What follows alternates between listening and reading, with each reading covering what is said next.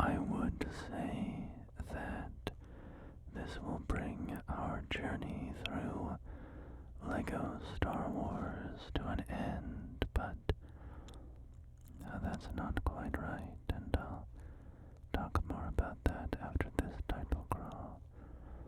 Episode 6, Return of the Jedi, Chapter 1, Jabba's Palace. Luke Skywalker's return to his home planet of Tatooine to attempt to rescue his friend Han Solo from the clutches of the vile gangster Jabba the Hutt. Little does Luke know that the Galactic Empire has secretly begun construction on a new armored space station, even more powerful than the first dreaded Death Star. When completed, his ultimate weapon will spell certain doom for the small band of rebels struggling to restore freedom to the galaxy.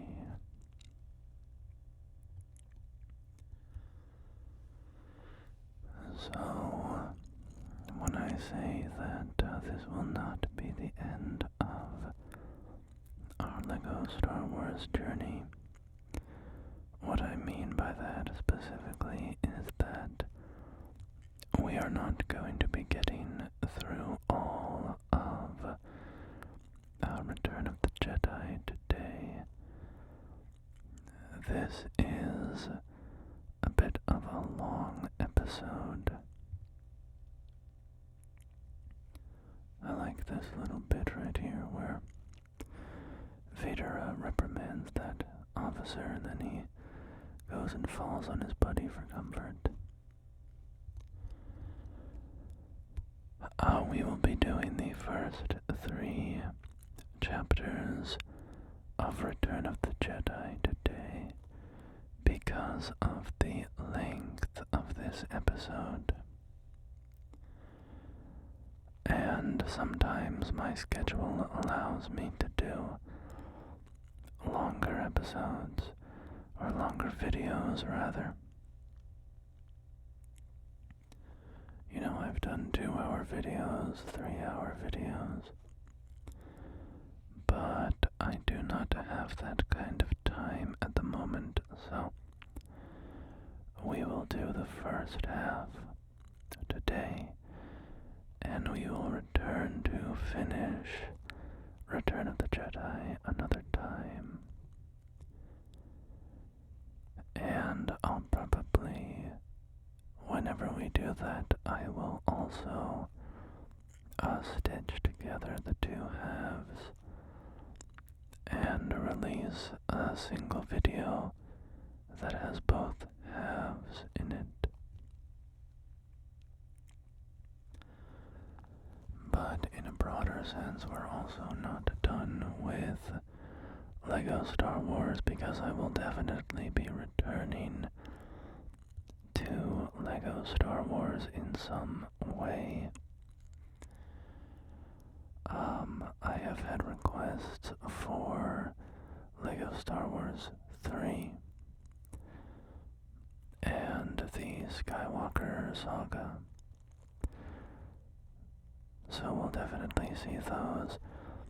I was also thinking of doing an episode of this, the complete collection, where we look at the bonus content. There's a whole room of bonus missions and stuff, so. But who knows, who knows? We will figure that stuff out as it comes down the line. So here we are as Princess Leia with her Bush helmet on. And of course, she disguises herself as the bounty hunter Bush to sneak into Jabba's palace in her attempt to rescue Han.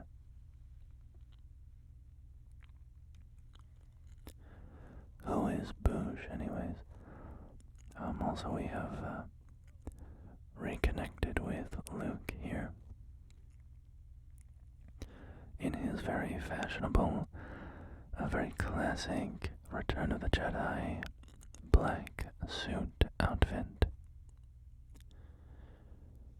But yeah, who is Bush? I know about Boosh is that they're the bounty hunter that Leia disguises herself as, but I mean, are they like a real person? They're not like a fake identity, right? You know, I assume they were a real bounty hunter that Leia took the armor of. Is Boosh one of the bounty hunters that Vader hires? I'm trying to remember the lineup there. I don't think Boosh is one of them. Is there Boosh lore? By the way, I love how Chewbacca wears helmets there.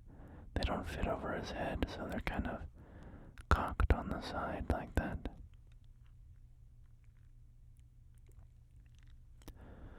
But yeah, have we, in the decades since this movie came out and we've had massive amounts of Star Wars expanded universe lore,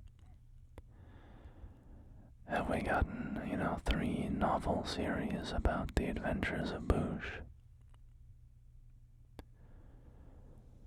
Boosh's family, Boosh's dreams, Boosh's fears, Boosh's traumatic childhood memories that shaped Boosh into the bounty hunter that he is today.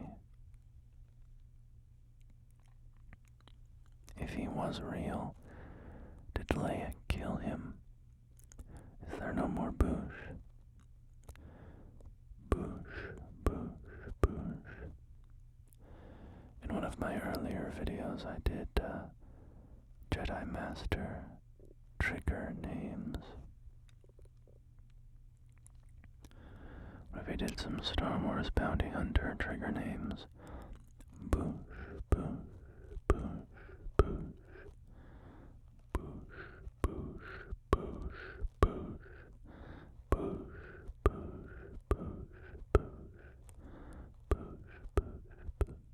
Boosh, Boosh,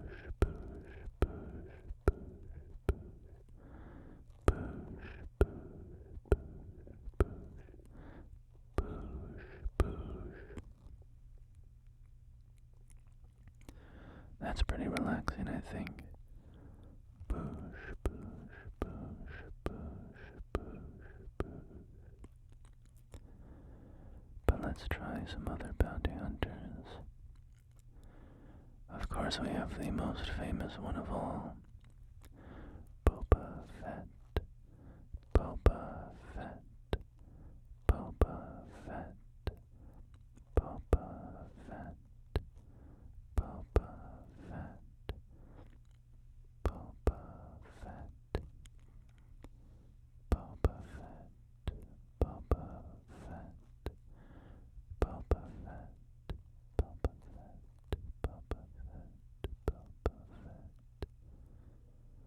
Boba Fett. Boba Fett. Boba Fett. Boba Fett. Boba Fett. Boba Fett. Boba Fett, Boba Fett, Boba Fett, Boba Fett.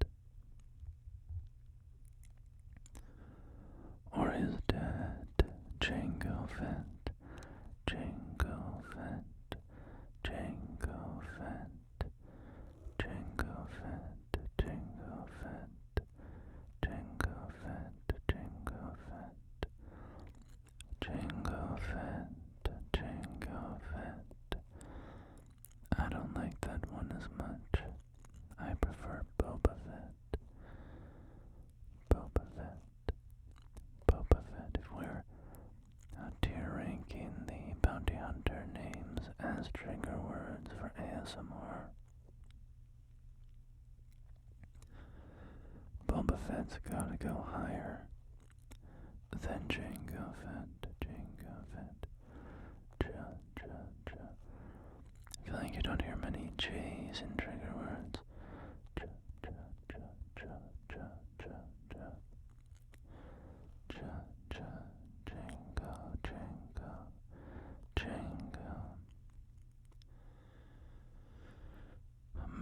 course, we also have some other options. We have Bosk, Bosk, Bosk, Bosk, Bosk, Bosk, Bosk, Bosk,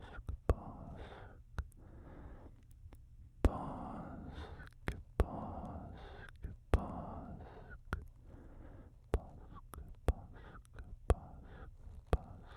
Bosk, Bosk, Bosk,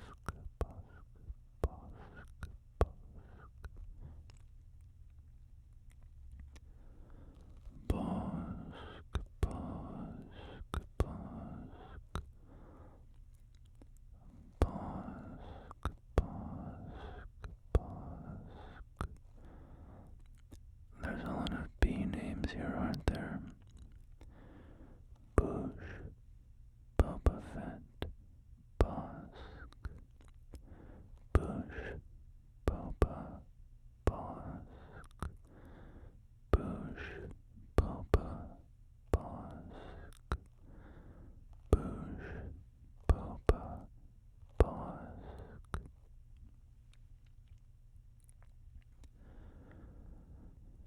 We have IG-88. That's a mouthful compared to the other ones. IG-88, IG-88, IG-88, IG-88, IG-88, IG-88,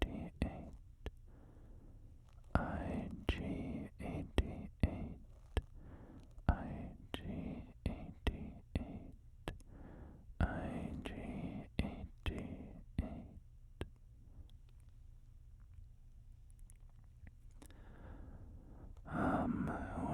Who else? We have Dengar, of course. Dengar, Dengar, Dengar. Dengar, Dengar.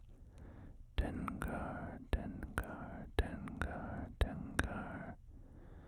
Dengar, Dengar, Dengar. Dengar, Dengar, Dengar. Dengar, Dengar, Dengar. The guy that looks like he looks like a big mummy. He's all wrapped up in toilet paper. Oh yeah, he was one of my favorite villain heroes from Star Wars Battlefront 2015.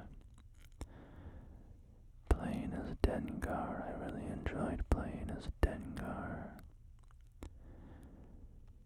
He could charge forward and throw sticky bombs at everybody around him.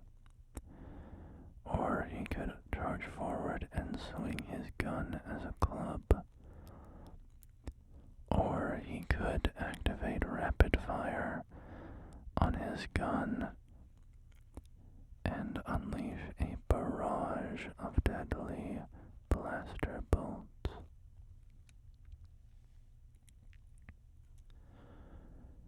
Dengar, Dengar. Of course, there's another bounty hunter we all know, Greedo, the Rhodian that Han famously shot first. And then that sparked a whole, it's one of the flashpoints of, this is something that I think younger Star Wars fans don't always understand. They see George Lucas as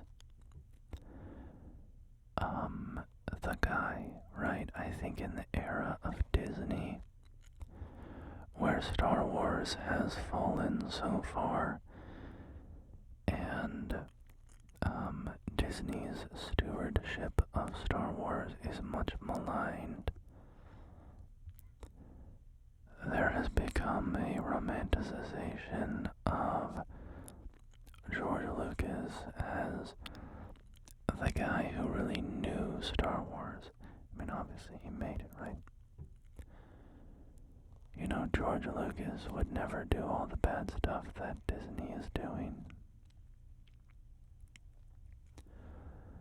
And to be clear, I have a lot of respect for George Lucas. But yeah, I don't think people, younger fans of Star Wars, quite understand how much older Star Wars fans, how do I put this?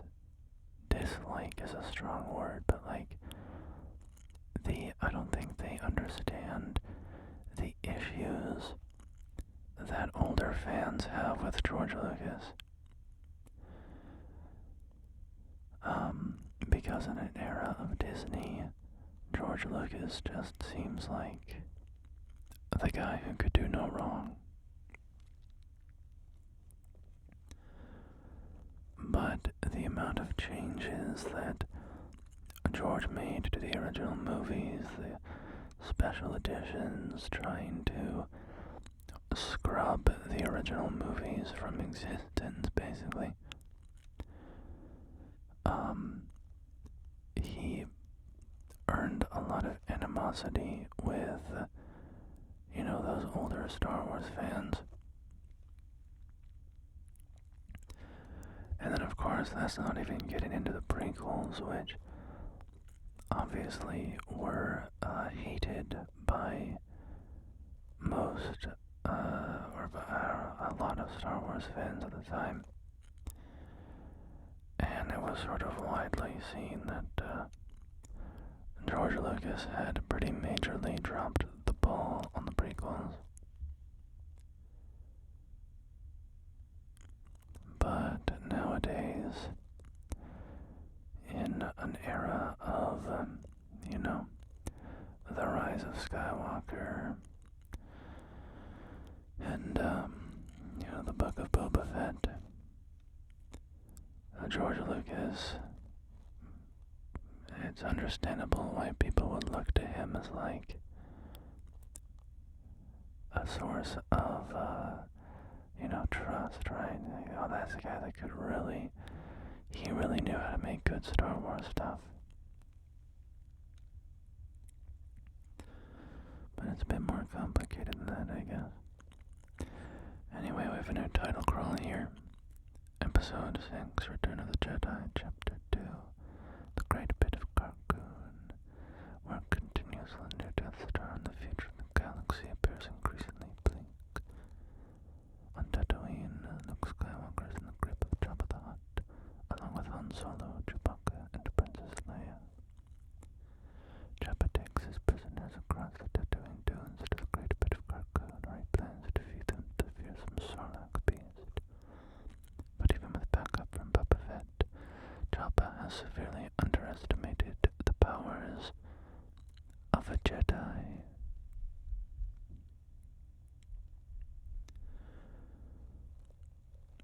There's Princess Leia in her Jabba bikini. Jabba's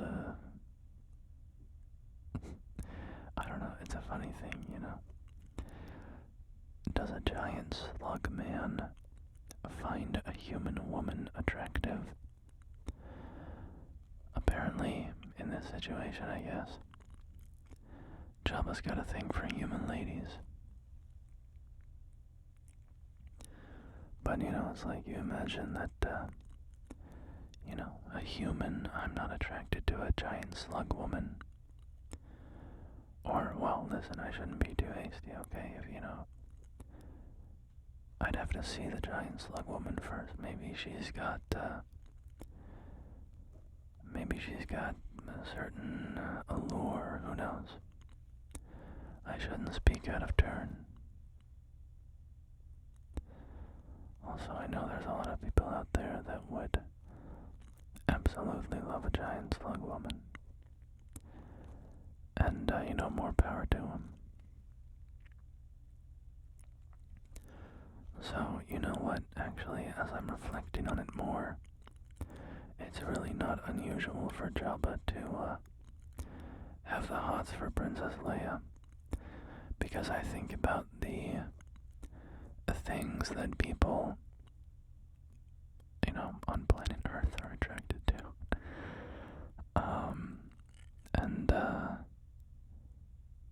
And I guess that's not surprising. I have a friend who is very into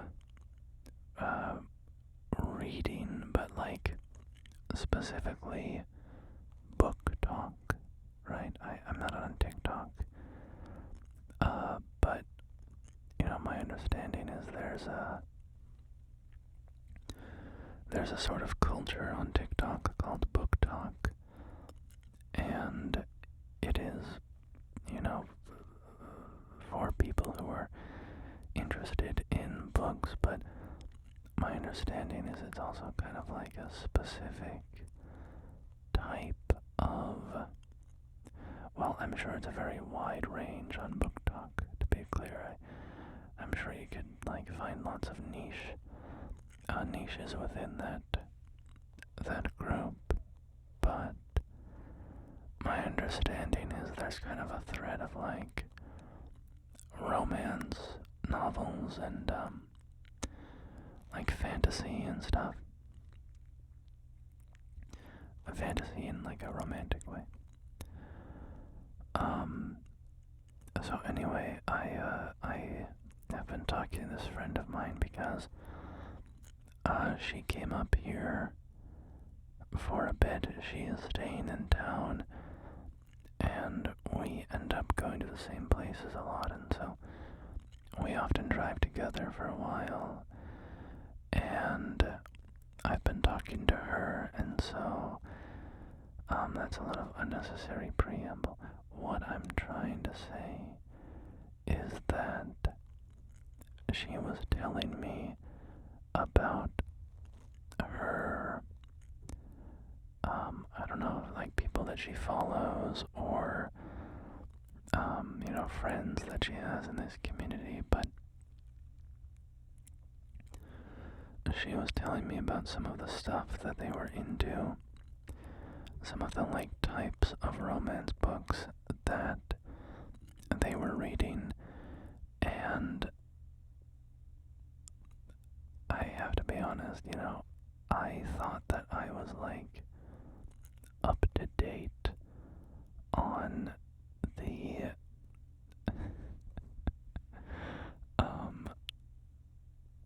the tastes of the internet, I guess, let's say. I thought that I sort of couldn't be surprised by the stuff that people were into. I've lived on the internet for a large portion of my life. I know the score. I'm not gonna be surprised that people wanna, boink a werewolf. I get it. People think werewolves are hot. That's not unusual to me.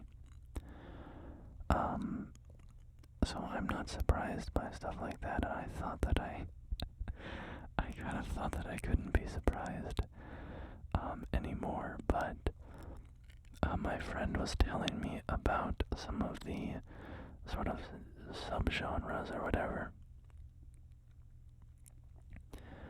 and she was telling me about animated objects, I guess. That there's this genre of inanimate objects that are the subjects of a romance story. So, she was giving examples of some of these books, and it was stuff like a pillow or a jack-o'-lantern, and I was like, okay, so, but you mean that it's a witch transmutes the jack-o'-lantern, and then, it's just a really hot guy with a ripped body, but he just has a jack-o'-lantern head or something like that. Because I could understand that, like, that's still, like, normal, you know, they're just putting a funny head on a hot dude. But she was like, no, it's just a jack-o'-lantern. It's just a pillow. It's like a sentient pillow, I guess, that the characters in these books are forming relationships with, of both I guess an emotional and a sexual nature. And I was stunned. I really could not, I just can't quite wrap my head around that one. Because, like, what are you even... I don't know, man, it's a pillow. Like, what are you attracted to? What is the fantasy there that you are fulfilling by dating a pillow? And I guess I did sort of see this notion appear because some months ago that game came out. Date Everything, right? And I saw that game and I knew that it was like go around your house. It was a dating sim, and you could go around your house and date your couch or date your washing machine or whatever. But the thing there was that wasn't weird to me, because I thought that it was just like a comedy game. And also, it wasn't weird to me that people were attracted to the characters because you weren't literally dating your washing machine. It transformed into like a hot person that was sort of washing machine themed, right? Like, you know, you would date your,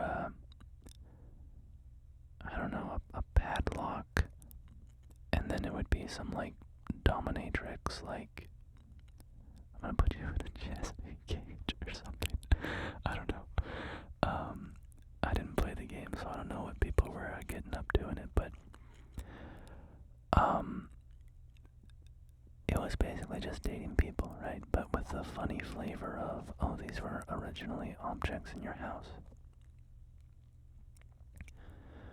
But I'm beginning to feel as though maybe that game was sort of a joking reference to actual inanimate object dating novels or whatever. And maybe I just wasn't in on the joke, or I didn't fully understand that.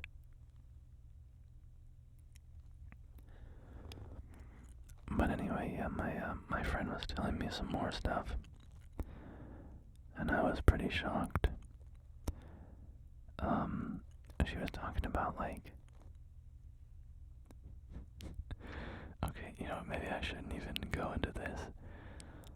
There's some stuff that gets even kind of nastier, but anyway, here's Princess Leia killing Jabba the Hutt. There we go. There we go. Well deserved. Well deserved. If anybody takes you prisoner and forces you to wear a metal bikini, I think you have permission to choke them out.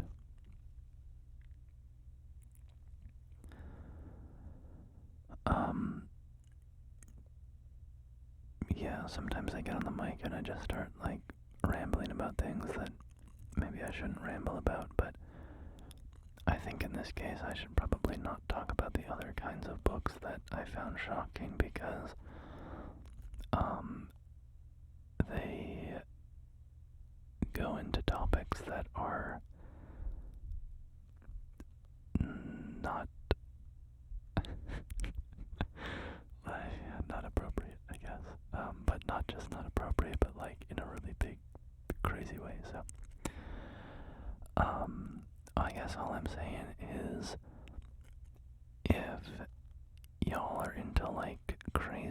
romance books of a very unusual nature, I will just say I was not familiar with your game. I thought that I sort of understood the range of things that people could be attracted to or have fantasies about. But it's a wonderful thing, you know, you learn more every day, and it's a beautiful world full of all sorts of diverse and interesting people, and what a gift that I get to learn about them. So, if you are out there, if any of you are reading a book about dating your, like, Ottoman, more power to you, you know. I hope that you're having just a great time imagining smooching your footstool.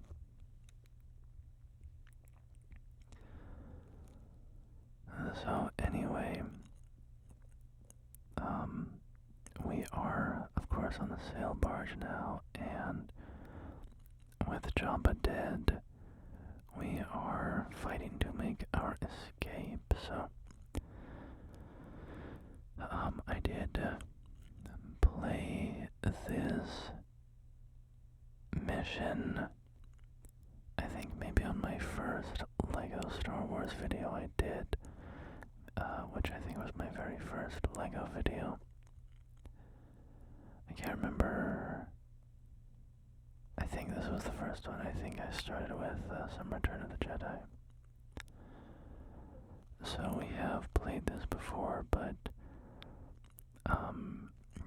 now it's different because it's part of an actual series to go through all of the complete collection, and we're actually going to finish Return of the Jedi this time, so.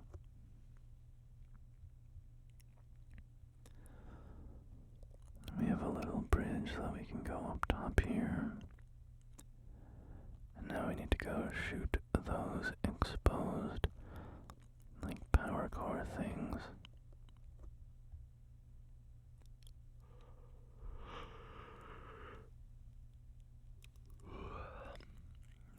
Yawn. I think I've mentioned this before, but recently there's been a lot of work going on in the floor above me in the apartment.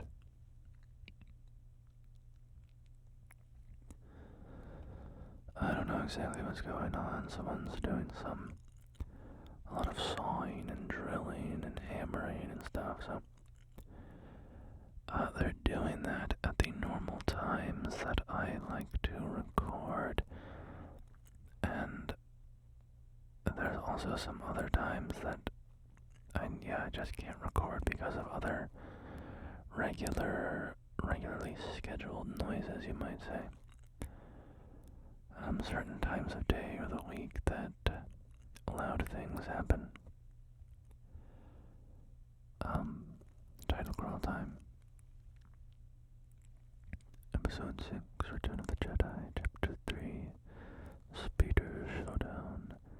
The Rebel Alliance has learned of the new Death Star and launches a daring plan to destroy this evil weapon before its construction can be completed. The Rebel fleet is ready for an assault, and a small strike unit lands on the nearby forest moon of Endor. Led by Luke Skywalker and Han Solo, their mission is to destroy the ship generator which protects the deadly Imperial space station. I think you'll find the station fully operational.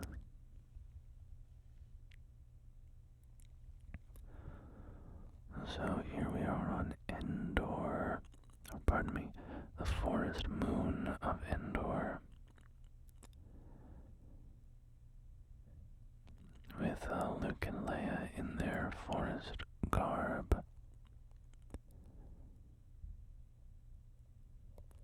The scout trooper has been alerted by Luke dripping on his face.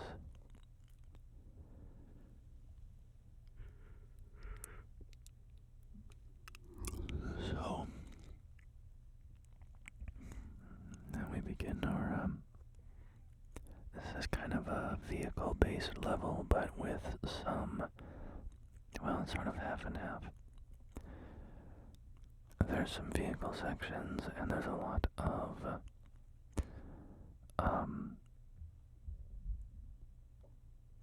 like on-foot sections as well. So anyway, I think I was saying that I'm kind of tired because I have to record at night now, and actually it's past bedtime, and I'm hearing some thumping from the floors above me, so I don't know who's up there stomping around, but you should be asleep, alright?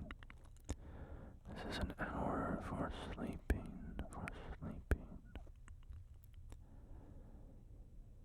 So, this is kind of, a repetitive mission. You chase down some speeders, you blow them up, and then you do a little ground segment, where you have to blow up a little generator thing. And you just do that a few times.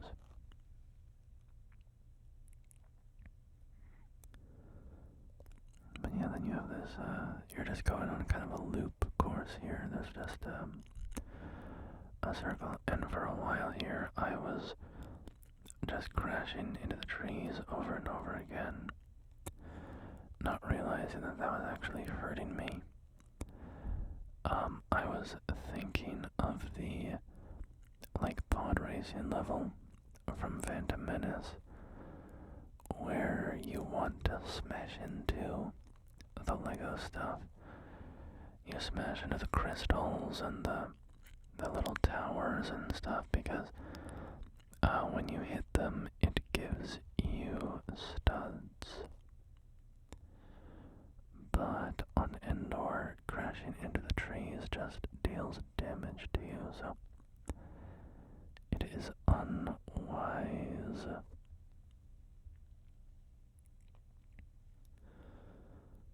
So now we do a little ground segment where we have to destroy that generator off in the corner. So we will commandeer this ATST.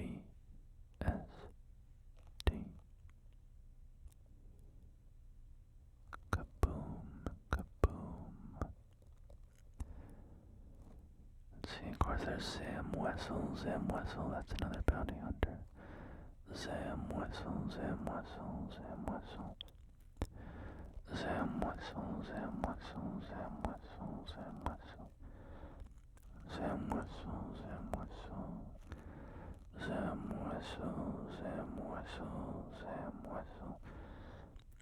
Not a very good one, is it?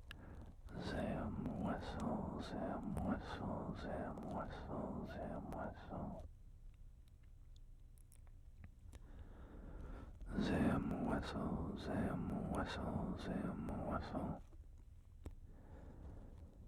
There is, Aura Singh.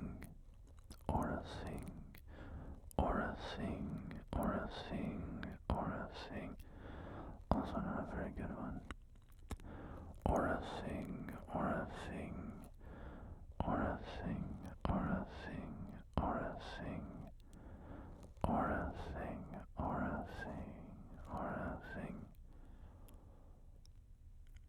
Yeah. Those are both pretty low tier on the bounty hunter names as trigger words list.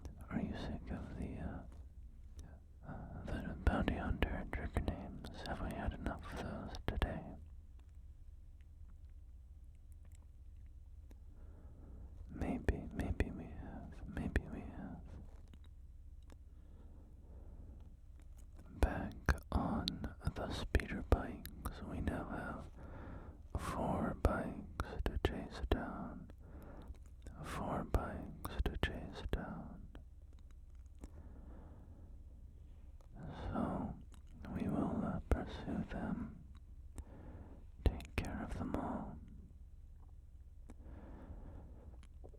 Listen, I don't think that in real life I could have been a speeder bike pilot on the forest moon of Endor. Okay? You know how fast they were just whipping through the trees? They were going so fast, and they were not on roads, man. Like, they were just going through a whole ass forest with trees everywhere. Trees everywhere. Like, I would have broken my neck after like half a second of driving around on my speeder bike. That's a sad fact, okay? I'm not a bad driver. I'm a good driver. I've been in one accident in my life, and it wasn't my fault, okay? I had the right of way. They came flying out of a parking lot. I braked and tried to avoid them. And listen, I'm a good driver, okay? I avoided a much more serious collision. We only ended up with some superficial damage to our cars. Well, not superficial, I mean not like literally superficial. The cars were both drivable. But there was definitely some repairs to be done. But anyway, point is, I'm an okay driver. But this indoor stuff, alright, the speeds that those bikes are going in that movie, it's like trying to drive through the redwoods, you know?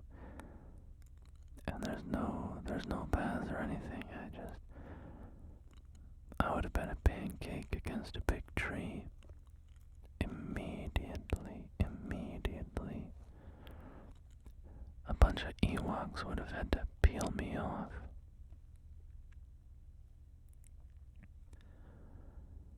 Bet some of you freaks out there are reading Ewok romance novels, aren't you? I'm just kidding, I don't mean to call you freaks. Or I mean, I did mean it, but... Sorry, I did mean to say it, but I don't mean it. It's a joke. I don't hate you.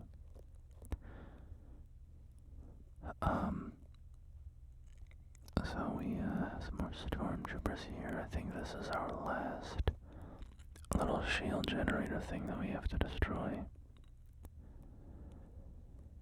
But, where will we find the ATSD to do it? We'll have to figure that out. We'll have to look around. I think this has kind of a fun map design. A bit of a creative one where they have this loop, this circle of a map, and you keep going through the entire map on your speeder bike. But then they have a couple sections of that loop that are, you're going to revisit on foot. And so we kept on driving over, for instance,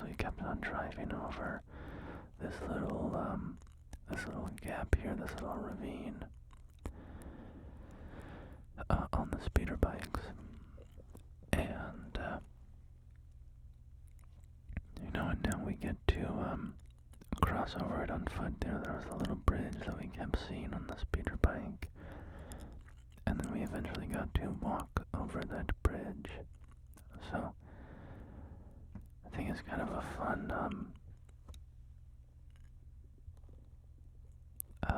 builds anticipation, I guess, or not anticipation, just, cohesion or something. I don't know. I don't know what I'm trying to say.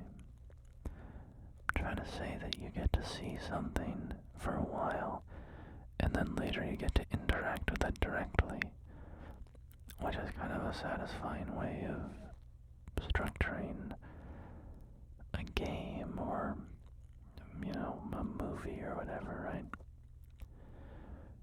You show something early in the story, and then when it appears later, there's sort of a payoff. There's a sense of satisfaction, I guess.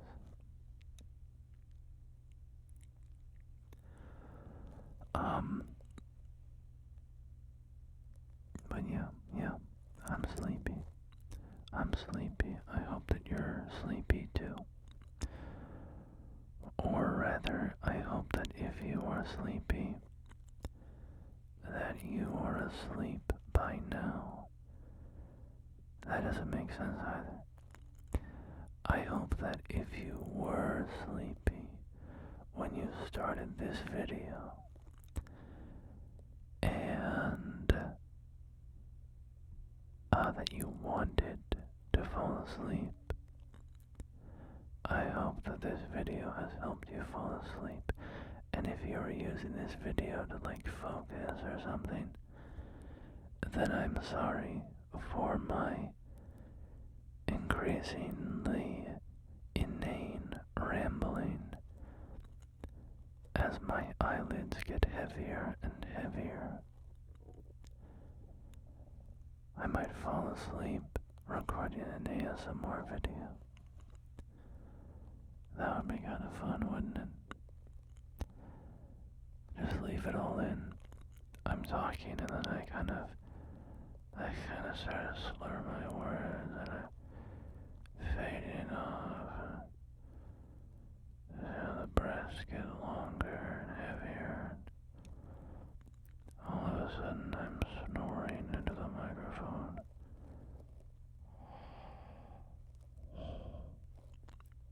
I was trying to figure out how to do a snore sound quietly.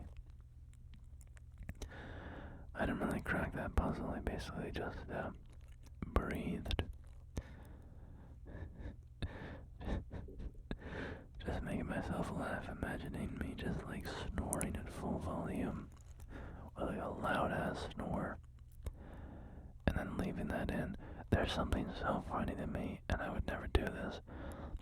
Because this would be like, this is a horrible asshole thing to do, but I have to admit that I find it's such a funny concept, such a funny idea to imagine a person making an ASMR video, some ASMR YouTube channel, and then like 45 minutes into the video or something, they just start screaming, just like screaming bloody murder. They're like, I'm being stabbed to death or something. Or they're like, wake up, wake up, wake up, wake up. And they're screaming their heads off, wake up, wake up. There's someone in your room, wake up. There's someone in your room, wake up. Sorry. Yeah, the idea of somebody doing that just makes me laugh my ass off. I think it's so funny. Just completely betraying the trust of an ASMR video. But yeah, I would never do that. You don't need to worry about that. I am a responsible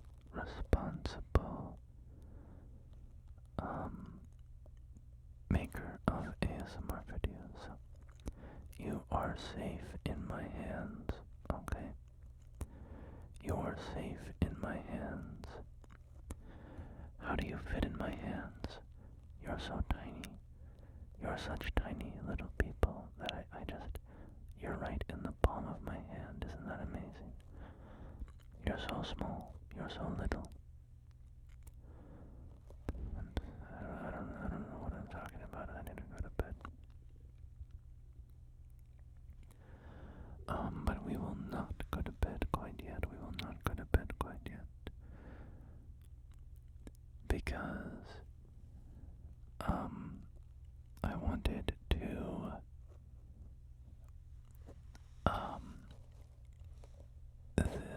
do a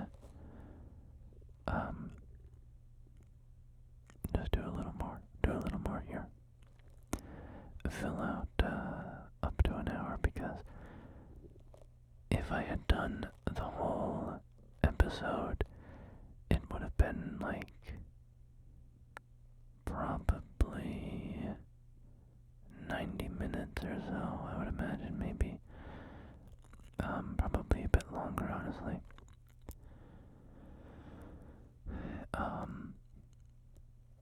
Maybe probably like 100 minutes. But if I just did the 3 chapters by themselves, I would, they would be a little short. So it was a little short, after finishing Speeder Showdown, so we're just gonna goof off in the cantina for a bit. What do you say? Gonna mess around on this landing pad and, just check things out. The womp rats. All these womp rats hiding in the trash cans.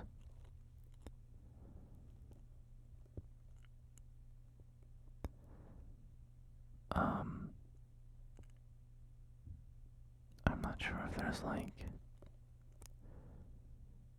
more to this little course here, this little track. I don't know if there's some kind of like Easter egg to be discovered here or played with or something. But yeah, you can push this little paddle back and forth. But yeah, I don't know if that's just all there is to it.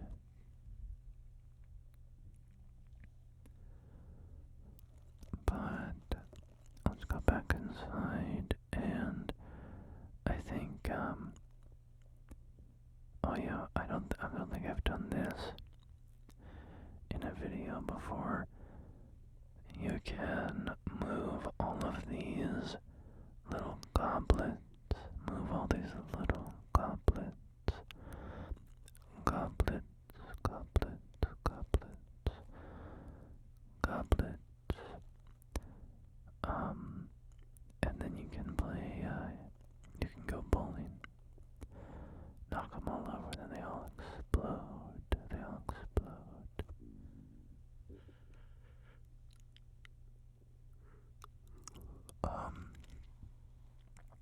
But I'll make a little character here as well, with our remaining time.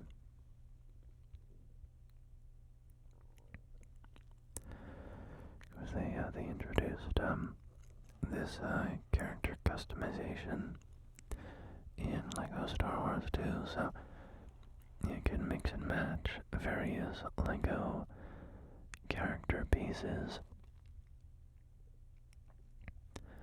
And I'm just going to, I kind of like this, this skeleton with an afro. So we will use a skeleton with an afro. And we will cycle through some chests for him. Try to find a good one. Let's see. There's a lot of style in Lego tops here.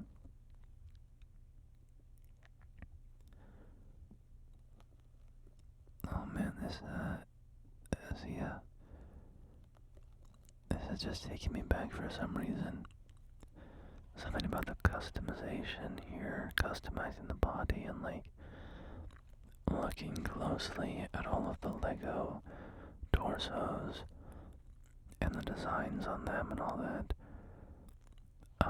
It just really, it's giving me some heavy nostalgia to doing that, not even in this game, really, but just in real life, with like real Lego pieces. Making my own little dudes, searching through our big tub of Lego pieces to try to find all the perfect little pieces to make exactly the guy that I want. Yeah, just, I'm having a strong memory all of a sudden of sitting in my room and, sifting through Lego bricks. Oh my god, that's like the loudest sound in the world, isn't it? When you have a giant tub of Lego and you stick your hand in to try to find a certain piece, and so you're like stirring it around like a big Lego jambalaya. The noise that those Lego bricks make as they are all being stirred up together is nuts. It is nuts. That should be what I do when I finally go, when I become evil, and I make a really loud sound in the middle of my ASMR video. I'm gonna make it a recording of me sticking my hand into a giant bucket of Legos and just stirring it all around. I probably lost some like hearing sensitivity from all the noise that made right next to my face as a kid.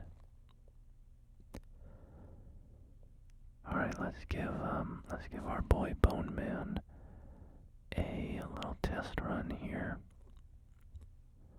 Let's just pop into the beginning of Phantom Menace so we can see Bone Man in action. Bone Man, of course he's evil, he is a Sith, he has a red lightsaber, and you know, that's just the way he is. Look at that. He's very fashionable. I like his cape and his big afro. He's a good-looking Bone Man, if I do say so myself. We are playing free play here. Just my first time playing free play on this channel. So you get you have a roster of different characters, and you can cycle between them freely at will.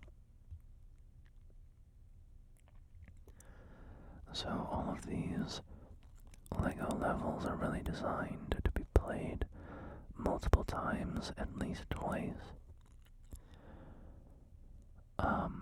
Because, the first one you play through the story, and you can only do so much of the content in the level. A lot of the stuff is hidden, and you need to come back in free play with the abilities of additional characters that you cannot access in the story mode run of the level.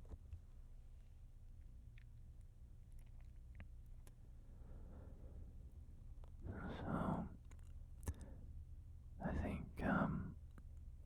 think Bone Man is I think he's a good character. We made a winner here.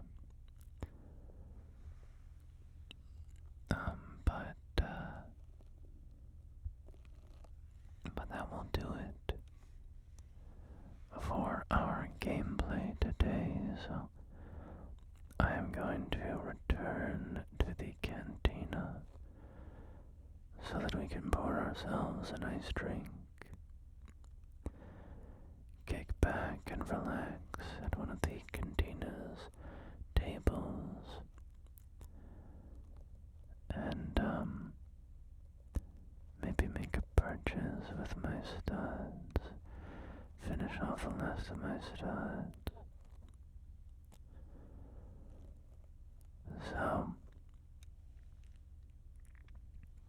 thank you for joining me, my friends, for the first part of Return of the Jedi today. We will be back soon enough to finish off the movie. And until then, my friends, please take care of yourselves, and I will do the same. Thank you again for joining me. Goodbye.